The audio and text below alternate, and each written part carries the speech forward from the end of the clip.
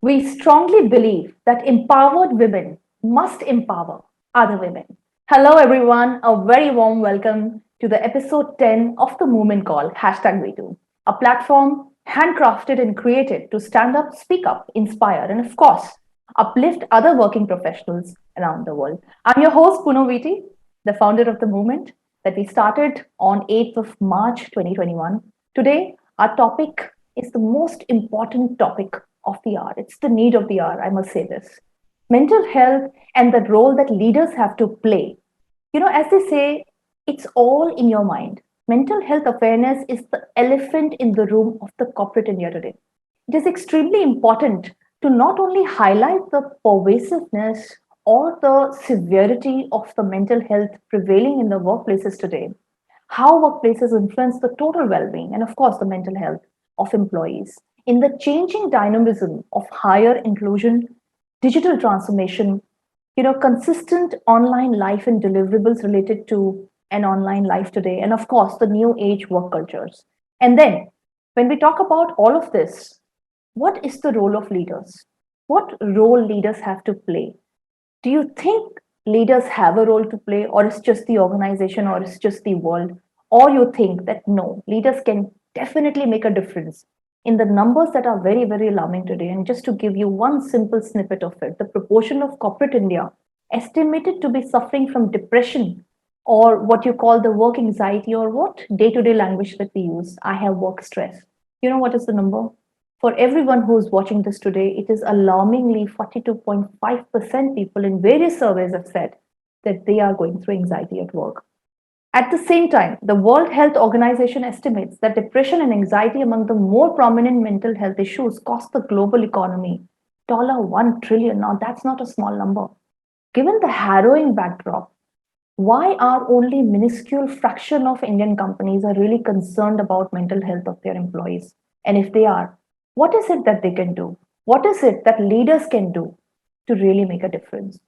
For everyone who's watching this panel today, who's listening to this episode, maybe, the call to action or the key takeaway for you is to internalize what the experts are going to give you out as strategies, their own experience. You never know. Some hidden door or blocked door, maybe of your teams or maybe in your life, that you'll be able to open. So, with this, please join me in welcoming a stellar panel of eminent global leaders today. I'm joined by Ms. Neha Kothari, Director Internal Communications by Juice, a storyteller. Neha, I love this. Hopeless dreamer, that's something new. Self proclaimed DIY artist, Bollywood buff, and a compulsive organizer. Prior to venturing into the corporate world, she worked with Times Now as a TV correspondent. Then she moved to Infosys, heading their global internal communications team.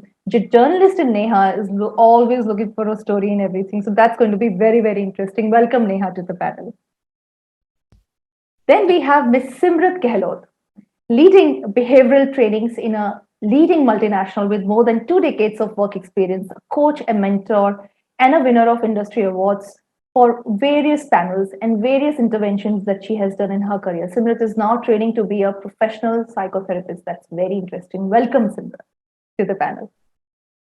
Then we are joined by Miss Ritushri. Ritushri is a proud, and Ritushri, we are very proud of you, first of all. She's a proud India's first transgender woman, stand up comedian, a lawyer. How interesting is that? DE&I professional, co founder of the Outcast Collective, and a posh consulting firm. Very, very warm welcome, Ritushri, to you. We are in this panel then joined by Ms. Seenam Lula, founder of OKR. She's coming from the West, OKR Edge. She's a startup business coach. She has many unicorns in her kitty of clients and enjoys transforming cultures and businesses. I think we're going to have very good conversation with you, Seenam, today. Last, but definitely not the least, let me put it this way, the heavyweight on credentials, Dr. Usha Rupnarayan. She's a well known author, poet, activist, sits on the board of various credible associations, is a former member of parliament in the National Assembly of South Africa, founder of Power of Empower. So interesting. Advocacy group of challenge that challenges the inequalities in the society. So, this is a very, very interesting panel. Very warm welcome again to all the panelists. Mental health, as I said, is the need of the hour. Let us start with Neha. You are leading internal communications for a large organization. What is your opening note on this topic, please? Thank you so much, Poonam, for having me over. And the reason why I call myself a dreamer is because of the multiple things that you said at the start, right? That women have to support other women, and that is the ideal world that I want to live in, where we are able to support other women. Because I also come from a fraction of the society where even now women don't work or women are not allowed to work. So it's very difficult for me to see that why is it so, and I just don't want to be that person who talks about mental health at the workplace, but I want to take it back when I come back home as well. Because for me, work is not different from home. The number of hours that I spend at work, that actually feels like home. And this home actually feels like I just come here and live like, as if it's a PG for me. So I want to bridge that gap, and I want to see that everywhere mental health is acknowledged. We at least acknowledge it, start off from there. And how do we even bring that support to all the women that we see around, right? And not just women, I'm talking about even the men as well. This is gender neutral. It's not like it happens only to one gender, right? And the part about this is that now you free. In fact, I would like to share this, that few years ago I went through a very rough patch in my life, and there was this one person who was my manager, and it was so easy for me to just go out and open up to her and say that this is what I'm going through. And at that minute I didn't know how her reaction is going to be, but because her reaction was how it had to be, it transformed me as a person. And that's why confidently today I'm able to come and share the story with you all. Because of that leader in my life, it changed the game for me. So I want to be that person for others, and today that's all I follow. Simple thing, as just listen to people. That's it. Just listen and just look for clues. That's all you need to do, and that's how you will be able to make a difference, not just as a leader, just as a peer, as a colleague, and that is going to make a difference in the society. Very well said, Neha. Very well said. I think it's all about just being able to listen to people, opening the door where people feel comfortable to come and discuss with you. So, very rightly said. Let's move on. Simrat, let's hear it from you. Hey, Poonam, thanks for having me over for this panel today. Mental wellness for me is a very important topic. I've struggled with it myself. And I also see that we call ourselves an enlightened, we say that we're living in an enlightened world these days, but still people are not opening up to mental issues, if I can use that word. We still consider it a taboo. And I'll give you an example. My daughter's studying in her graduation. She's doing psychology. She's majoring in psychology, but I still have so much of resistance from my own family. Is that the field to be in? And that's something that we've had to really fight for her to follow her passion of psychology and make a career out of that. In a corporate world, in any case, people are really reluctant to share the mental concerns. And I think it's important that we stand up now, we start owning up to our own vulnerabilities, telling people it's okay not to be okay. And that's Correct. why I think it's important that I come over here. And thanks again for giving me the opportunity to speak my mind out. Oh, that's wonderful. Thank you so much, Simrat. I think today you will get an opportunity to actually be able to communicate to all your teams also that, hey, mental health is what, so if there is a pain in your body, there's no taboo for it. Like, for example, we just met one of the organizers of the campaign. He had his, hand. And we said, hey, you broke your hand, you have a plaster. It's as simple. But for mental issues, the first trigger is, are you crazy? You can have headaches. It's all normal. You can have headaches through thoughts also. It's as normal as that. So I think through this panel, by the time we finish this, people must very confidently, at least our teams must know that we are open to listening to everyone who thinks that they need that helping hand, they need that coach in their life. And that is what our role would be in the time to come. Great. Moving on. Ritushri, let's come to you. Thank you. I think most of the thing has been, summed up by Neha and Simrat very well.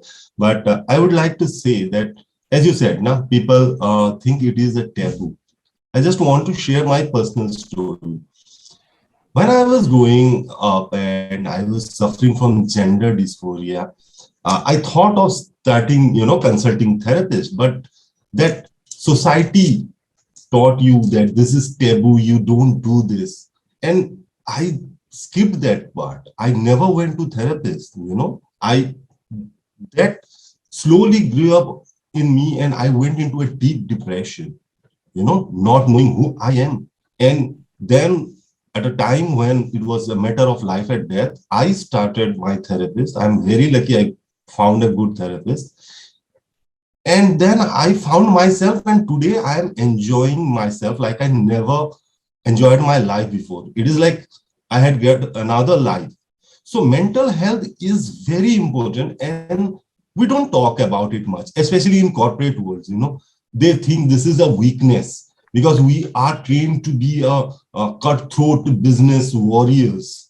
Right. And especially coming from the queer community, it is the matter of life and death, and leaders should understand that it is the need of the hour that you should start taking mental health of employees very seriously. Absolutely on priority. Very well said. Very well said. Sinam, let's come to you. Sorry, was on mute. First of all, Ritushi, my God, so impressive to hear you talk about the fact that you skipped the step of therapy and then, getting back to it is what helped you discover yourself. I think that's the one piece people never talk about. But, in my experience, I am in the US right now. I work with hundreds and hundreds of employees that are across the globe, all working remotely. And what I have come to realize is that, and especially in the beginning of 2022, we had so much of hope. And now all of a sudden we have a new virus variant spiking. And every single person has this burning question at the back of their mind. Is this ever going to end? And because of that, I feel like we all have endured this collective trauma. So there is a recognition in companies that yes, mental health is a issue at the forefront. In fact, a Mercer study last year said 76% of companies recognize this as their number one priority for the next, 3 to 5 years. The challenge that I see is that it's amazing for us to have this conversation, but we need the leaders to normalize it as it is my issue too. It's not just my employees' issue. And the world that we live in today is such a filtered, curated view of leaders who are projecting this image of I work hard, I play hard.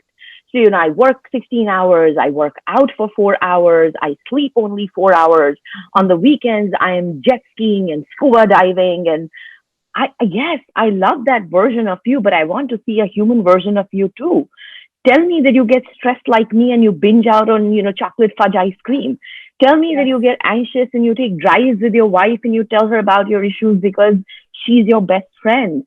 Tell me that you have a standard Zoom meeting every Sunday with your therapist because you get panic attacks too. I think we need them to be vulnerable for it to be okay for me to be vulnerable.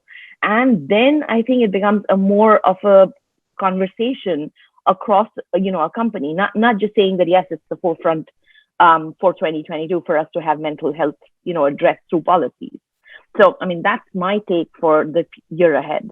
I think you crafted very well, Sinam. One very major key takeaway that I have from whatever you said right now, very important, is lead by example. It's not just for the business, not just for your performance. It's also in this way because the numbers are very, very alarming. And when the numbers are speaking, it is the responsibility of the leaders to be to open up the doors for everyone. And also, very well said. I loved what you said, Sinam. Dr. Usha, the floor is yours.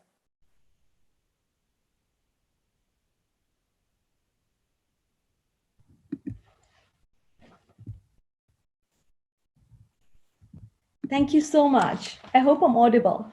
Yes. I just want to say a very big thank you to all of you. I think being populated with the panel of beautiful women with great minds and being the last speaker, I don't know what else I can say, but I just want to say that, the pandemic has taught us so many lessons. For one, it's created a lot of depression and a lot of anxiety. And with the depression and anxiety, it's created a disconnect. So during the phase of isolation, you have to disconnect from your family members. You have to go into this period of alienation, isolation. That in itself is depression. And so what we have to deal with is depression during the pandemic. And during the times of depression, this also leads to devaluation. And you and I know, as women, if we are being devalued, automatically we begin to nosedive. Our self-emotional meltdown.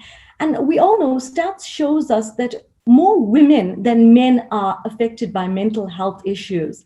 And also because women are emotional beings, we are bound to feel the onset of depression. We are bound to know anxiety. And also our emotions, they like clouds, or waves. Some days you on the uprise, some days you have the low waves. So it's about balance. And if you look at the corporate world, it's a very masculine world. Is there a space for mental health? Is there a safe space for mental health where we can discuss our intimate issues, where we can discuss issues that are affecting us emotionally, our breakdowns? So, we have to come to a point where leaders must be able to mentor us, motivate us, and also be able to sense there's something wrong and be able to help us. So that's my take on mental health. Very well said, Dr. Usha. I think you've pinned it at the exact right point, because somewhere the responsibility at the leadership level has to be of a different stature altogether. The degree has to be very different if we really want to see a change in the numbers that are happening. So just to take the panel ahead, I think it's very important now to Neha, I'll come to you now. You have been leading internal communications, right? And communication, as what we can hear from everyone, it is about communicating your emotional self. Somewhere we are wearing a very hard warrior. Ritushri said that, I believe, that we all are like warriors, and we feel that we won't get promoted if we remove this warrior cape. But that's not the reality. How internal communication can play a very important role in bringing the aspect. I'm not talking about everybody who's going to be watching this. I think they should have some very strong key takeaway from what you want to tell the world. How internal communication can create that difference. Absolutely. I think if you would have asked me this question of how I divide this world now is the pre-COVIDian era and the post-COVIDian era, right? If you would have asked me something like this, I would have said internal communications is looked at as a team, which is good to have. It's a good to have function. It's a function who you can go to and ask for PPTs, or it's a function that you can go and ask for, hey, can you make a nice mailer? Because even when we would hire people, right, they'd be like, what do you do in communication? You just make mails. It's very difficult to even explain your job to people sometimes and what you actually do. But I think post-COVID, right, I actually saw that internal communication specialists actually got a seat at the table, because people knew that communication is what will make a difference. You're not seeing each other every day. When you're not meeting somebody in person, I don't know what's actually going through that person's mind through the day. Correct. In a Zoom meeting, it's only 30 minutes, 45 minutes or an hour that I get to see you. And obviously at that time, even with my team members, I won't know what somebody is going through, right? So how do you then come up with some strategies where you are able to connect with people? And in the organization that I'm working now and where I was previously as well, right?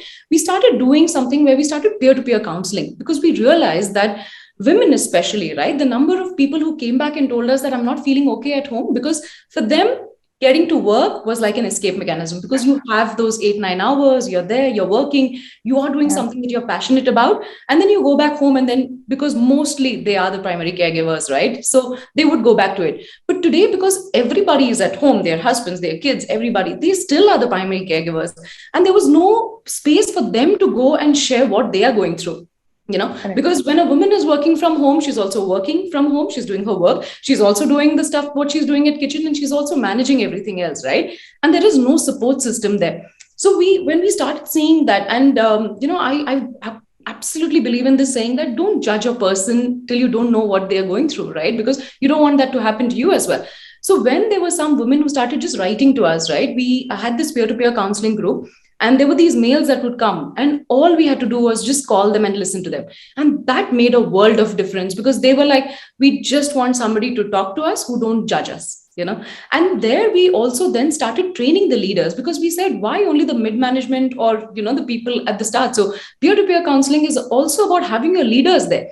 So today, when I know that I've raised something and I can see a leader at the other end listening to me, I'm like, oh, okay, they understand, they're not judging me for this. They're not doing my performance evaluation based on my mental state right now. Because at the end of the day, in the corporate world, you're only worried that, oh, if I go and talk about it, what will happen to my rating? What if my performance dipped? Will somebody look at me as being weak because I'm at that cusp of my career where I'm waiting for a promotion? Because there's so many things that are going on in your head, it becomes so difficult. So I think that's where communications played a huge role. We launched a lot of initiatives where we, like, other panelists also mentioned that it's okay to not be okay. As simple as that. Come share your views. I had my CEO coming and saying the regrets that he had in his life. And that's what made him more human, because everybody could relate to it. So that, I think, made a difference. And like I said, if you'd have asked me this question 2 years ago, I might have had a very different answer. But these 2 years have taught us a lot, have taught us to be resilient, have taught us to be just brave, not take the headline stress, and know that all of us are in it together. Wonderful. Very well said, Neha. I think peer-to-peer communication is a great idea, and it also becomes a little more inclusive for the organization, because you don't have just the communication team trying to do that, but you try to bring the entire organization as a team helping each other. Wonderful. Dr. Usha, I want to come to you with something. I just thought from what you said, the advice I'd give to somebody that's silently struggling is you don't have to live that way. You don't have to struggle in silence. You can be unsilent. And what is your view on building that kind of relationship in your work group, or in your, for that matter, what Neha said, in your, and even at your home? What is it? What is that one skill that people should develop? We talk about introverts, what would be your view on this?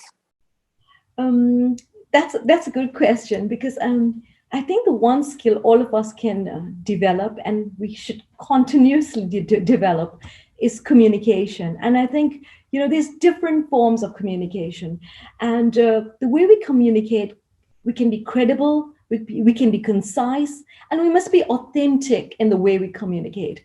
I think we're living in a world where everybody's wearing a mask, and it's so easy to hide. It's easy to hide our emotions. It's easy to hide our feelings.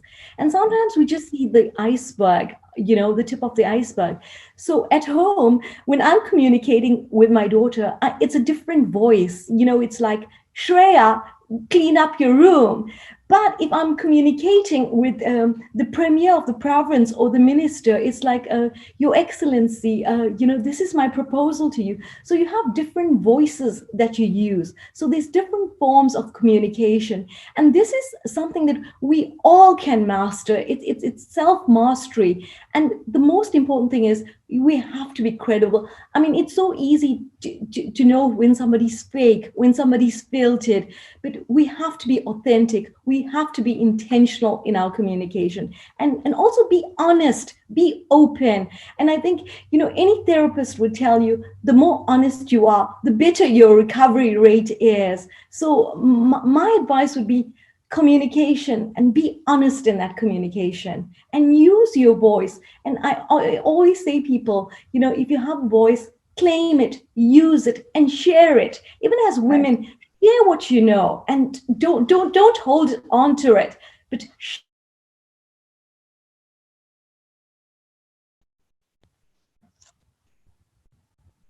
Well said. Well said. I think there was a little glitch in between. Simran, what would be your view on the same from the organization's point of view? Some strategies and ideas that we can put on the table. Sure, Poonam. While I completely resonate with what Dr. Usha has said, I think as leaders, it's very important for us to think, are we just waiting for people to reach out to us? Or can we take the first step of reaching in? I'm an introvert myself, and hence talking to people does not come easy to me, though it is completely, I'm a trainer, so I'm a lot of times in the limelight, but yet I am an introvert. However, reaching out to people does not come easy for me. So what I have been doing in the past couple of years, especially since the pandemic has come in, is reaching into people, proactively reaching out to them, asking them, are they doing fine? And surprisingly, what emerged for me in my personal experiences with people is that men were struggling more with mental concerns. And, they would say that we've not really had a chance to really open up. And thank you so much for reaching out. And we're glad that somebody did. I don't know whether I should be proud of saying this or no, but in my conversations, I've had at least 75% of these people whom I were talking to, I'm talking of this specific set of men who had some concerns, they're finally taking sessions from therapists, trained counselors, right? I'm training to be a psychotherapist. I'm not. Right. All I can give you is an ear to listen to. But at the end of the day, if you need professional help, I think you should do that. That's Right. one. And second, again, as Dr. Usha said, do we really own up to what we are going through? Another instance, I've just come back from a 2-month sabbatical, so to say. Things were very rough for me in my personal life, and I thought I really needed to take the time off. When I've come back, a lot of people have been asking me what happened.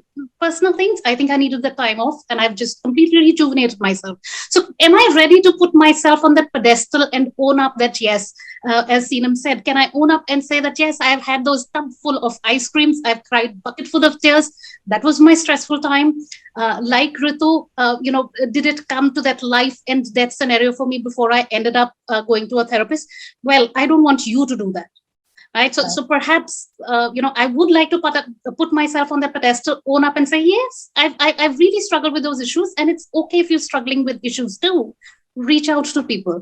And so I'm not waiting for people to reach out, but I reach in myself so that they feel that psychological safety and are able to communicate clearly, candidly. May not happen in one go. That's something that we need to be really, honest about. It may take a couple of hearings, but can we give them that kind of a safe space as leaders that they feel it's okay to talk about our mental concerns? Absolutely. Very well said. Ritushri, mental health problems don't define who you are. They're something that you experience. It's just like having a fever. For 5 days, you're going to feel a little different. But then you're down because of the fever, but the 6th day you will be back. That's exactly what happens when you have anything to do with your mental health issue. There's a famous saying, Matt Haig said that you walk in the rain and you feel the rain, but you're not the rain. You don't become the rain, right? It's just temporary. If you were to guide everyone out there from your inspirational way of living life, you have faced challenges, you have overcome challenges. And when we talk about challenges, the challenges are not physical, they are always mental. It is your mind, it is you going against you first, convincing your own self to take up a challenge, and then it is the world. Why don't you tell everybody today, what are the strategies that you adopt to face the difficult times? Okay, first of all, everyone is here talking about communication. My question is why? Organizations should first realize why they want communication, what kind of communication. Because communication, be it within your, within the 4 walls of your work or outside, communication is very important for every relationship. And when we are talking about organization, mental health, communication, it is the relationship between the employer and employee. And as Neha said, we spend more time in office than at our home. So first thing first. Now, secondly, when I was studying at Cornell University for my BE and I came across a survey which said that 87% people in US suffering from neurodivergent spectrum, they never talk about it at workplace, fearing job loss. Yes. Same happened with queer persons. They never come out. Like I worked for 10 years without coming out to anyone, going day in, day out at office as a cisgender male, because I was afraid of losing my job, my bread, butter, and everything. And this happened with every lesser represented group, not only queer, neurodivergent people or PWD or cishet women, everyone. We suffer from mental issues, not only your clinical mental issues, but there are various kind of mental issues, speaking or communicating, everything. And we need to find a way how to, in your workplace, we talk about it. Why? Because when we talk, we will make sure that the person who is not feeling safe will start feeling safe, will start celebrating them. We'll make the workplace more inclusive, of divergent and more flourishing for the benefit of the employee and the organization also. Because when people work at workplace as themselves, without any fear, they thrive. you will get more engaged employee, and more engaged employee means success for your company. Correct. Correct. Very well said, Ritushi. See, I want to come to you. Um, this is just a number. I know that today we are doing this panel discussion because it's an alarming issue, and this is not the first time anybody is talking about it. There are umpteen organizations who are wanting to work on the emotional wellness space, who wrap it up in a way that, okay, mental health, let's not talk about it, let's talk about emotional wellness. So it's a more fancy word to be used where people feel a little more comfortable to come out and talk about it. Now, of the country's 1.1 million active registered companies, I'm talking about India, only 1,000 estimated to have a structured employee assistance program. You have PIP, you have performance assistance, but you don't have employee assistance program that is focusing on emotional well-being, mental health. We saw such turmoils in the lives of people last year, this year also because of COVID, people losing their, family members. And it is a traumatic time for everyone across. Even I watching somebody going through a tough time can impact me. What do you think you're managing so many startups and in their journey of transformation, are there any ideas that you would want to give out to everyone today? That's a complex answer. I think as a country, we're very empathetic people, right? We always want to know whether our neighbors are doing fine, our kids' friends are doing fine. So I think the challenge is that we don't bring the same sort of mindset to work, even though we are all working from home, is because over the years, there's this whole perception created that it's about policies that HR has to create, right? Yeah. And HR has to sit in some ivory tower by themselves, and this is their job description. What I'm noticing, though, interestingly, with startups is, especially startups in India that are scaling at a very fast pace, they're facing two challenges. One is they're not able to keep their talent. They have a very high level of churn because there's so many companies. Baidu is sitting right over here. They snatch people every other day. And then, other companies like that are there in the ecosystem. And then the second challenge is attracting talent. Again, they need so many people. So there's definitely a huge mindset shift in the startup. And the conversations that we always have is that the operative strategy going forward is going to be flexibility. Yeah. We had to demonstrate flexibility in the last 2 years when, suddenly we had a lockdown, and we realized that we have to now cope with so many different ways of working, people not having access to internet, stable internet all the time, people working out of home. And like, Neha said, you're also doing house chores at the same time. Your maids are suddenly not coming. So your husband now has to wash dishes. You have to do the laundry. So, we've gotten used to the flexibility, but that has to now continue on. And it has to become deeper, not just at a, surface level that I just spoke about. It's everywhere. I'm not feeling well. The definition of well is not something that I should have to describe. I should be able to take a flexible day off, period, because I'm burnt out or whatever. I should not have to fill up 20,000 forms to explain and take my manager's approval to be able to do that. So cut that sort of bureaucracy out. Even flexibility on when offices open back on things like, can I bring my pet to work? A lot of people during this pandemic ended up adopting pets. Yes. Because they were lonely and now they don't want to leave them at home. So what do we do with them? Companies have to start thinking about things like this, and they're hiring positions like head of remote within HR. But again, the biggest learning over here is there is no such thing as it being an HR policy. Culture, by definition, reflects the personality of the company. True. So my advice always to companies is constantly survey your policies with your employees, crowdsource ideas from them, and keep iterating and improving your policies because you're making it for the people who have to follow this.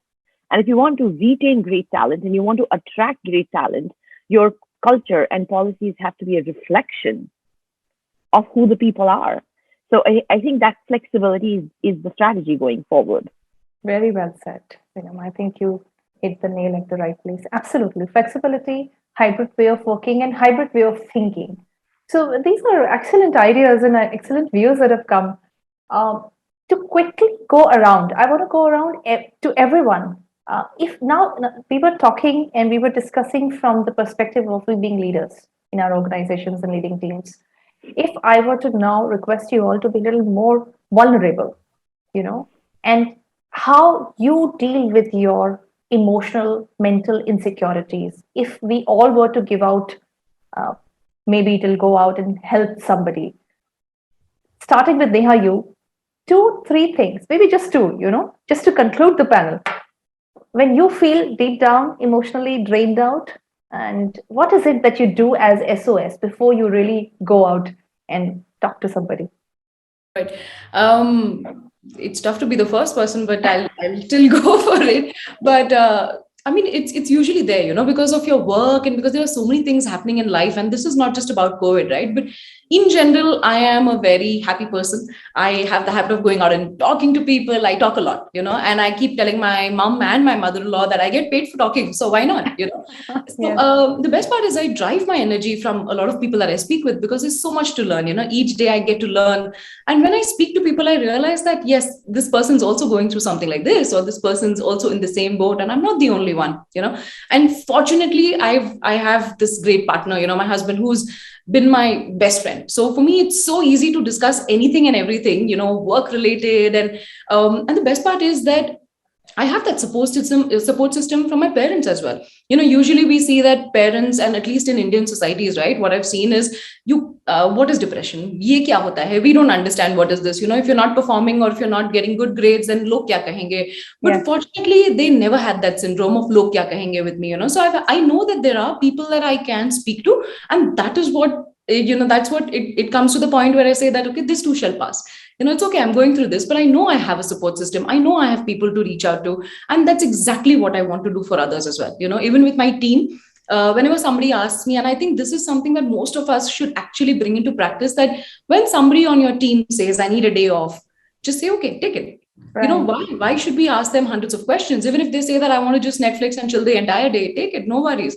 Because then that when there are times when work is crazy, things are hitting the roof, that your team will walk in the fire for you, because they know that you trust them. They know that it's not just an excuse. Mental health is not an excuse. People actually are going through stuff.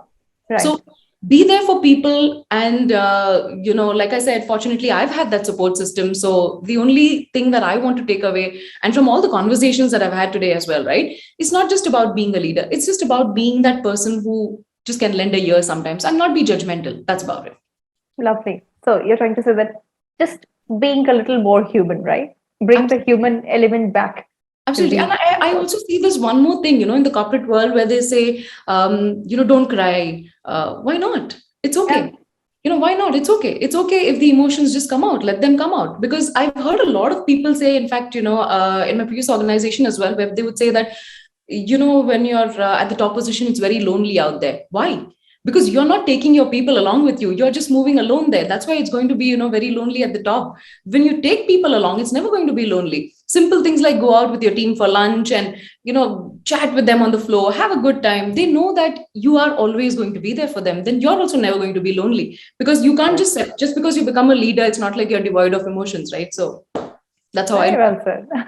That was absolutely firebrand answer. Great, Neha. Simrit, two strategies. Sure. Very well articulated, Neha, and kudos to you for saying that out aloud. For me, Poonam, I feel the first step is actually acknowledging that you have stress. I think a number of times we don't want to acknowledge that we are undergoing stress. So just recognizing that I could be undergoing some kind of stress, that's the first thing. And I think secondly, like Neha, I have a huge support system. And when I say huge, that's my limited set of 2 or 3 friends. But those friends are like pillars for me. And I know that any time of the day or night, I can reach out to them. And the biggest stress buster for me is my daughter. More my friend than my daughter. And I think, when you have that open communication, you can talk about anything and everything. The number of times when she tells me, Mom, I think you need to go in for a session with your therapist. And I take that advice, right? So I think just being open about it and acknowledging first that you may be undergoing and you may need help. Right. For me, that's really important. Very well said. Acknowledging is the most important, because most of the time we are feeling depressed. We are feeling loaded, in the head, but we don't want to acknowledge. Very important point you said. Let's move on. Ritushri, let's come to you. 2 master strategies. I don't know whether I have any master strategy or not, but I would split this answer into two. One is personal and one is, from the organizational point of view. Sure. I was, as I said, I was suffering from gender dysphoria and all that, but I never acknowledged that I'm having some depression or something like that, because I had friends, I had a good career. I was doing stand-up comedy. I was making jokes, making people laugh. And I was like, how can I be depressed, Correct. But then slowly I realized that some days, everything is okay, but I don't want to wake up. Some days I just don't want to eat, So then I talk to my friends and everyone, it helped for an hour or it helped for a day, but then it start going up, it start piling up in your head and everything. Then I started my seeking professional help. And right now also, my first go-to thing whenever I feel like I feel depression like anything right now also, I get into depression.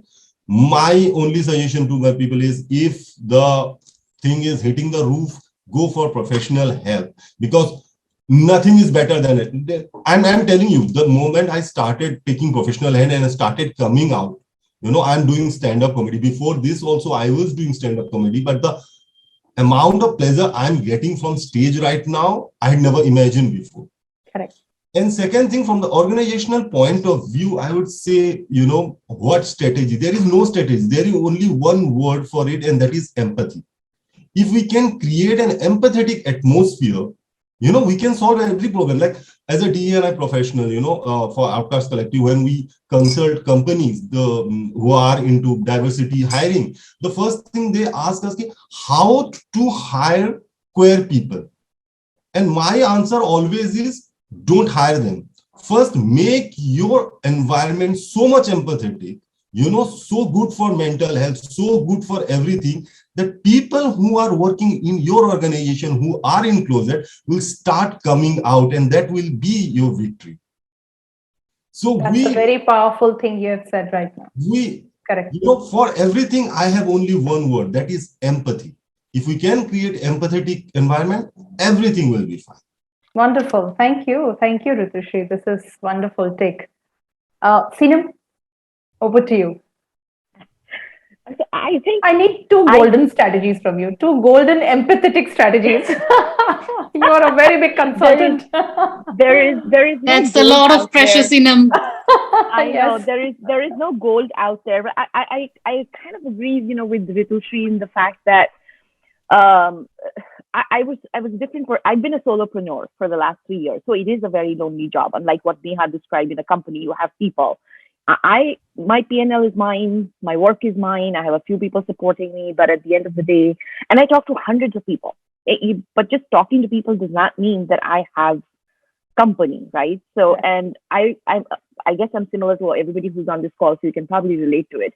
Type A, alpha personality, kids, dogs, husband, always keeping myself super busy with a lot of things, and somehow thinking that's a great coping mechanism for whatever stress or issues that I'm experiencing. But over the last 2 or 3 years, my strategy has completely switched. So instead of, what used to be stay busy, busy, busy, and things will sort of roll over, I now say to myself, give yourself permission to be. So some days it's just stop work in the middle of the day and, just go out for a walk. Or some days in the evening, I feel like a bottle of wine, it's a bottle of wine. Some days it is, I tell my kids, I'm sorry, can't make your dinner, figure it out, work with your dad in the kitchen, and you've got this, you're growing up. So just telling myself sometimes that I don't have to be superwoman. I don't have to have everything under control. I deserve a mental and physical space. I find that's the strategy that works for me the best now. Wonderful. Very well said. I'm sure everybody listening to you will have a great takeaway, at least for the bottle of wine for sure, if it is helping. Dr. Usha, please tell us some powerful lines on how to mitigate the emotional, turbulences that we all go through. Okay. I think there's some network. I like writing poetry. So I think it was the great poet Sufi Rumi who said that if you want the moon, do not hide from the night. And if you want the rose, do not run away from the thorns. So in life, it's a journey. You're going to have the good days, you're going to have the bad days. So, how do you deal with that? You have to pause, reflect. And I think you can't act out in anger and you can't be impulsive. As women, as men, you have to come to a state in life, a state of maturity. And I think because I have that experience from being a politician, you have lots of darts and arrows. My skin got very thick over the years. In South Africa, we have the big five, like the rhino. Yes. So you're able to brush off those arrows. So my advice to everyone out there is sometimes we tend to personalize issues. We tend to personalize viewpoints. And sometimes, not just as women, we begin to overthink things. We ruminate things. It goes into our head over and over again. And that is why it's so easy to label women crazy, lunatic. So my main takeaway, if anybody's listening out there, is pause, reflect, and realign your thoughts. Remember always, remember your past victories. Whatever you've been through, you always come back stronger. And I have just what you said I could give golden advice. 3 G's. Every morning I get up with 3 goals. It doesn't have to be a long shopping list, just something 3 very easy. I'll make dinner for the kids. I'll get this webinar done. And then at night, before you go to bed, show gratitude. Thank God for 3 things that He's done. And in the end, you'll have growth. So those are the 3 G's. And that's the mantra I lived by. And I think it helps me in life. And I hope that, it could help others. So that's my advice to everyone out there. That's wonderful, wonderful. I think 3 Gs are a very, very good concept, rather, that you just take 3 simple goals and before you sleep, you tick those goals and say, hey, you achieved something. Your day was good. Don't feel very sad. So big battles are different, but small battles are here. Wonderful. I can't thank enough everyone for your thoughts, for your ideas, for your strategies, for your empathy, for all the experiences that you shared. And there's a beautiful, very beautiful quote by Leonard Cohen. He says that there is a crack in everything, and that's how the light gets in. So we have to accept the things that are not very perfect in our life, and we have to accept the things that we can create perfect in our life. Thank you so much to each one of you. I think this was a very, very empowering panel. It was a lot about uplifting others. And I'm very, very hopeful that people who will be watching this and listening to this will get some good ideas on understanding themselves better than the others. So thank you so much.